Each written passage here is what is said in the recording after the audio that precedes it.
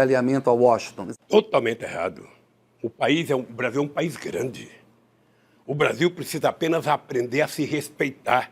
O Brasil não tem que se alinhar nem a Washington, nem a Pequim, nem a Moscou, nem muito menos a Frankfurt. O Brasil tem que se apoiar, sabe, na sua soberania.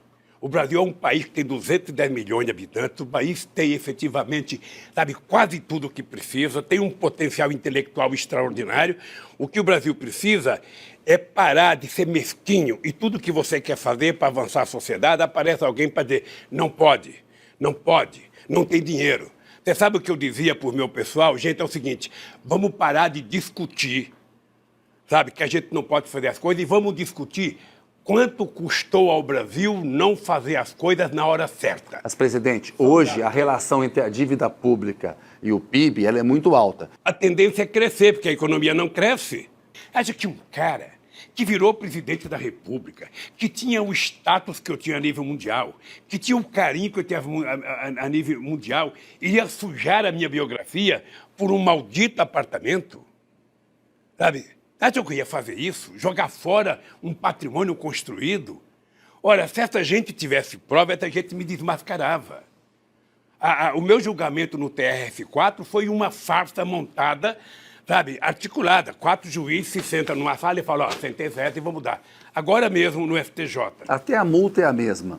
É o seguinte, meu caro, quando o comandante do Exército, antes das eleições, vai dizer que o Lula não pode ser liberado, quando a Rede Globo de televisão faz mais de 100 horas de Jornal Nacional contra o Lula, e todo mundo sabe a pressão que é feita a cada próximo de julgamento, todo mundo com medo.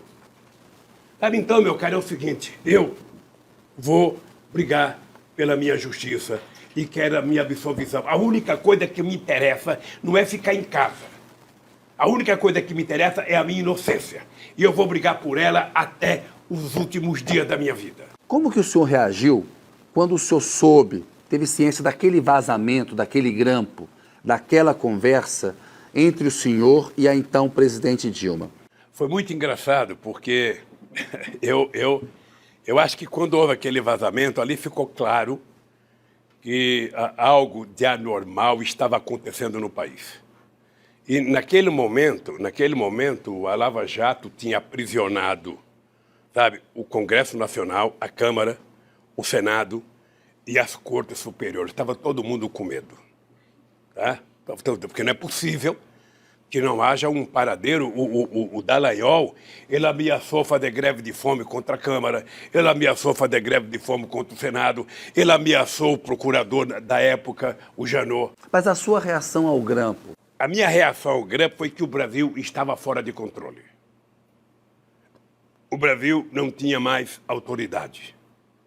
Tá? Porque um juiz de primeira instância fazer todos os desatinos que o Moro fez, tá?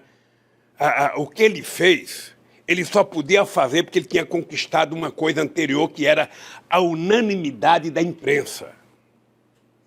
A unanimidade, ou seja, não importa que seja verdade, você fala e nós aqui transformamos em verdade. A imprensa é manipulada pelo Moro, na sua opinião? Não, ela foi acordada. O Moro fornecia à imprensa as informações em primeira mão, do jeito que ele entendia. A imprensa transformava a mentira do Moro em verdade, sabe? E aí o cara já estava condenado. Por isso, por que você acha que eu resolvi resistir? Por quê? Porque eu quero provar que eles mentiram. Eu desafio o Moro, ó, na tua frente aqui, olhando para a câmera, eu desafio o Moro, eu desafio o Dallagnol, eu desafio qualquer um do Ministério Público, porque eu gosto da instituição. Eu não confundo a grandeza da instituição com essa meninada de Curitiba. O mesmo vale para a Polícia Federal. É uma instituição que eu tenho um apreço muito grande. Mas alguns delegados que fizeram inquérito, nós vamos provar isso. Pode ficar certo que eu não sossegarei enquanto não provar isso. Sabe, de que houve uma armação, e não tem conspiração, não, tem fatos, querido. Conspiração é quando você insinua. Mas quando você mostra o Dallagnol indo na Caixa Econômica registrar uma conta de 2,5 bilhões, sabe? Não é mais conspiração, é um dado concreto. Ele é que tem que se explicar. Ele é que tem que se explicar. É uma forma de corrupção? Eu acho. Se ele disse que eu montei uma quadrilha, a quadrilha é essa. Porque na tal da minha quadrilha ele não encontrou dinheiro. Na dele encontrou 2,5 bilhões, mais 6 bilhões e 800 milhões do acordo da Odebrecht. Sabe? Mais o Léo da UAS, que pagou 6 milhões, você conhece a história, pagou 6 milhões a diretor seu para confirmar a mentira dele. E nós ficamos sabendo porque um diretor que não recebeu entrou na Justiça do Trabalho para receber a parte dele.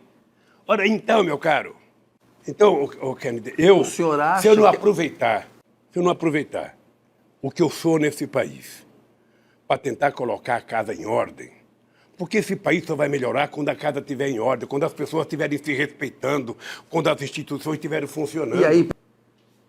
Era humanamente impossível não ganhar as eleições. Obviamente que eu fiquei surpreso com o voto, sabe, do Barroso. Aquela invenção de última hora dele, até contra o Fachin, que naquela hora quis mostrar que estava democrático ali. Então ali, quando eu tive que fazer a carta indicando o Haddad como candidato, eu percebi, sabe, que eu tinha perdido aquele assalto na luta de boxe. Para a história, é verdade que o senhor resistiu a assinar aquela carta, passou um tempão não querendo assinar? Não, a carta eu fiz sozinho aqui na prisão. Eu até fiquei fazendo